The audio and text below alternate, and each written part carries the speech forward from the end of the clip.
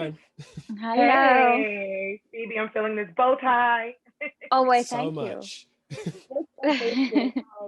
So with so much going on in the world right now, 2020 has been insane. I felt like when I watched the show, I was swept in a different time, and it was a great distraction for me. So for you, Phoebe, what was it like filming on such an amazing? It looked like an amazing set for this historical timepiece set in London. Yeah, it was an incredible experience. And it's sort of like, it's not a world that we know, I think, either.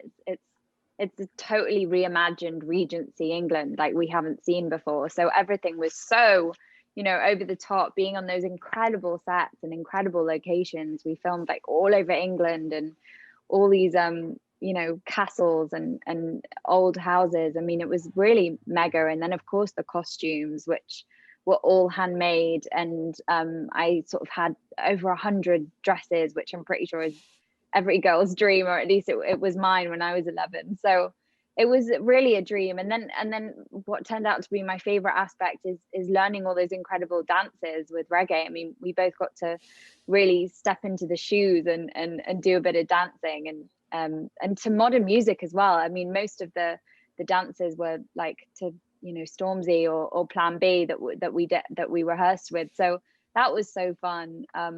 Yeah, the whole thing. Watch it from the music, everything seems so modern.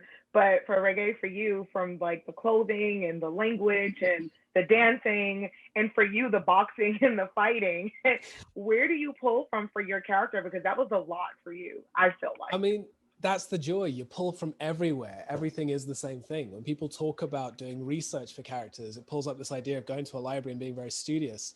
But physical language is research. Etiquette lessons are research. Dance lessons are research. Boxing, riding, fencing, all of this changes how you communicate with people. It's all character work. How you bow will change depending on what your body language is, which changes depending on the dances you're doing, which changes depending on whether you horse ride or whether you box or whether you fence. And so all of this is character work. And I was lucky enough that it all kind of fell in organically because we were so thoroughly drilled in this stuff. They had me going full Rocky. I was up at 5 a.m. every morning. I was jogging down to the gym. A horrible man yelled at me for an hour and I came home and got into costume, and then the rest kind of happened by itself, It looks great, but like Phoebe said, I felt for the girls because there were so many tight corsets, and I'm like, bless their hearts. This is amazing. Phoebe, for you, I felt like in this show, there's so many great, powerful women on this show, and so many great women characters. And this is a time when women are told what to do. You can't read, you can't go anywhere, but you see all these different characters, some of them pretty much standing up for themselves. So why is this piece really an important piece for people to see? Because I loved every single thing about it. Oh, I love that. Yeah, I think obviously a lot's changed. I'm so thankful that we don't have to parade on a marriage mart anymore. Thank God for that. But I think there are still parallels, especially with sort of the tabloid-esque way of sort of particularly women celebrities and how we sort of tear them down. And there's a lot of parallels with what we still go through as a society today, and we're still dealing with. So I think there's a lot of relatable moments in there, and Daphne, she very much has, she's sort of putting on this filter, isn't she? Almost like Instagram, and then behind the scenes, there's a lot of anxiety that comes with that. So I think there's just so many parallels that you can relate to, even though we're not having to deal with sort of the trauma that they did in a way. Yeah, it was amazing, but thank you so much. Congratulations on the amazing show. I can't wait for the rest of the audience to see it, because I was watching and I'm like, this is where I need to be. This is amazing. So thank you guys again, and congratulations on the show. Thank you so much. Thank you. Glad you enjoyed it. Happy holidays. Happy holidays. Me too. Where is the buzz? Is it right? Is it the bee at Bridgerton? There's like that little bumblebee that seems to be everywhere. Maybe that's the buzz. It's the bumblebee that's been on the wall getting all this juicy gossip that's going on in Bridgerton. Yeah, feeding off it. Yes. Well, thank you so much. Watching this show, I felt like I was swept away in a different time because there's so much going on in the world right now, and I needed this distraction. So for you, what was it like being on such it looked like an amazing set, like being swept into like this historic show based out in London? Yeah, I mean, it was amazing. I've never, I've done sort of different periods, but there's something about the Regency period, which is just so innately sexy. The tailoring for the men, the women, the corsets, the sense of presentation. in society aesthetically is just amazing. And then you get to then play characters that, because of that need to be presented as one thing, you get to show the vulnerabilities and the sort of like psychological effects of that. And at the same time have a great rompy time doing it, because it's just so fun and witty and naughty and you know, romantic. And I think you're right. I think at the end of 2020, all we need is a holiday to the 19th century with a sweet, sweet lover. And you know, in Bridgerton, I think you can have any of the lovers that you choose, because there's a lot of love going around. That's how I felt. I was like, yes, I like this one. I like this I'll have one. a bit of that one and that one. Not so much Anthony. Well, your character was living his best life and having a grand old time, but also being the big brother and doing what he had to do. So for you, with like the costumes and the dances and the movies, the music and the food, and getting into character, where did you pull from for your character? Because he was a very special character. There was times where I was upset at him, but then there was times I was like, I get it. Yeah, that's it. Yeah, but that's it. And I think I sort of went, yeah, I love him. I get it. And I've got his back. And I, you know, obviously, hopefully, because there's been 8 books, we sort of know that there's scope for it to continue. But, you know, I want to look after him. And in looking after him, we need to show how badly he gets things wrong, and how much hurt he causes. And he causes himself so much hurt. I think he's like really anxious. And, you know, if from a 2020 perspective, you could get a therapist to sit down with him, there's a lot going on, and he is traumatized. I think he's got PTSD from various different things. And, you know, he's lost his dad. So he's a surrogate father to his siblings and a surrogate husband to his mum. And the pressures that come with that are kind of unfathomable. But, you know, still, there's no comparison to the pressures that the women feel and face. And I think that's also something that I'm hoping that gets developed, is that I think he's got this sense that, you know, it just doesn't work for either men or women. And I think he really does care for his sisters. And I think that's the thing that got me through it.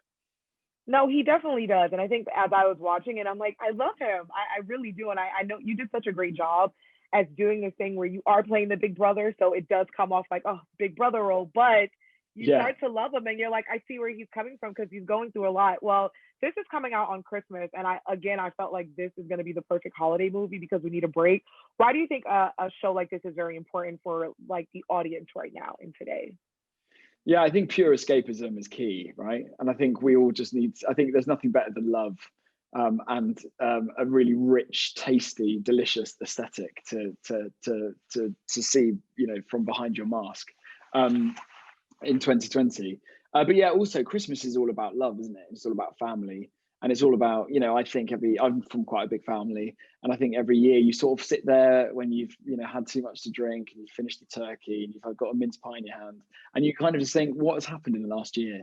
And you think about all the ways in which your family have moved forward and all their life experiences. And hopefully every season will be that same review of the year for the Bridgertons, because you'll get to touch base with them going forward. And there's so much that happens in life, isn't there? And I think in this season, for the whole family, it's bonkers how much happens to them, and you know, they're resilient, they've got each other, and I think they're a good tribe, and I think that's what Christmas is all about, celebrating. Yeah, it's a great show. I love it. I can't wait for the rest of the audience to see this, because it was something that I truly enjoyed, because I love period pieces. So congratulations to you, congratulations to the whole cast. Thank you. And happy I'm holidays. so glad you enjoyed it. Thank you. Yeah, I really Happy holidays did. to you. Thank you so much, Johnny. Thank you, everybody. To you. Thank you. So first of all, with so much going on in this world and everything happening in 2020, I felt like when I watched the show, I was swept away in a whole different time, in a whole different world. So for you, what was it like for you working on a set of a historical, I guess, series set in London? You know what? It was really magical, genuinely, because the production design on this show is next level. It was seeing people that were so incredible at their jobs, from set design to hair and makeup to the costume designers, just having free reign to create magic. And then you walk onto the set and everyone's dressed so beautifully, and there's the wigs and the tiaras, and we had aerial dancers in, you know, one episode. It's like you feel like a kid playing dress up. It's properly magic. Yeah, it was so awesome. And I was watching and I'm like, the ladies in the tight corsets, I felt so bad for everyone, but it looked so beautiful. So getting into character, speaking the language, the dances, and living this life. How did you tap in for your character? Because I absolutely loved your character. Oh, I like felt thank for her you. every episode. I'm like, no. I know, you just want good things to happen to her, and she has such a tough time. I think I was very lucky. Like, first off, the scripts are in any show are your Bible, and when you have scripts this good, it makes your job very, very easy. And also, on top of the scripts, you have these 8 Bridgerton books that Julia Quinn wrote. So it was like, you know, having that extra secret bit of information that, you know, really helped you round out the character. And then, you know, we had amazing directors on the show, and when you have, you know, Shondaland behind you making stuff, you couldn't be more supported. So yeah, I just loved it. Yeah, it was absolutely amazing. Every episode, your character was like, got the way. I love her so much. So we have this thing with right now we have social media, we have blogs, we have like a TMZ world, and the time that you guys are in is kind of like an 1800s gossip mag. I know some people are quoted saying like an 1800s gossip girl. So if you can pick one time, would you pick today, 2020, with social media comments, or would you pick back then where it was just, you know, a magazine going around and Lady Whistledown spilling the good gossip? Well, I suppose back then you weren't at much risk of being gossip unless you were like proper, you know, high society. And if I go back in my family tree, I absolutely would not have been within high society. But I don't know. There's pluses and minuses to each, right? So you have nowadays, and I mean, young people growing up under social media, which I didn't. I just about escaped that. But that is such intense pressure. And then you look back at that time, and you know, you had to literally walk in front of the Queen, like this goddess, Queen Charlotte, who was going to absolutely read you for filth if you got something wrong. And that's terrifying. Well, I don't know. I think I'd probably do better nowadays because I'm horribly addicted to my phone. I know it's not good to admit it, but I am. I'm a scroller. Like, what can I say? I'm the exact same way. I cannot stay off my phone. But this lovely television show comes out on Christmas. So what is so different about this show? Why should the audience tune in? I think people love period dramas, but this is not a period drama like you know it. Because when you think about Shondaland and period drama meeting, the things that people love about Shonda's shows like Grey's Anatomy, Scandal, How to Get Away with Murder is that they're really sexy, they're dangerous, they're funny, they have really complex female characters who are not likable all the time. They are champions of diversity. They represent queer characters on screen. All of that is in Bridgerton. So it's not like, you know, it's not Pride and Prejudice. It's a totally different world. And the music is epic. The costumes are beautiful. It's a period drama in Technicolor. It's not lovely shades of grays and browns. It is full color. It was absolutely amazing. I listened to the music. I'm like, is that Ariana Grande that I'm hearing? I know. I had the same reaction. I was like, I know that song. And I was like, I don't know string quartet music. It's Ariana. So well, lovely. Thank you so much. Congratulations on the brand new show. And I'm excited for the fans to see it because I absolutely loved it. That means so much. Thank you, honestly. It was so nice to speak to you. And beautiful necklace. Thank you so much. You're gorgeous. Thank you. Oh, no, so do you. Thank you so much. And happy holidays. December, you can say it. Where is the buzz? Where is the buzz? You said was mine.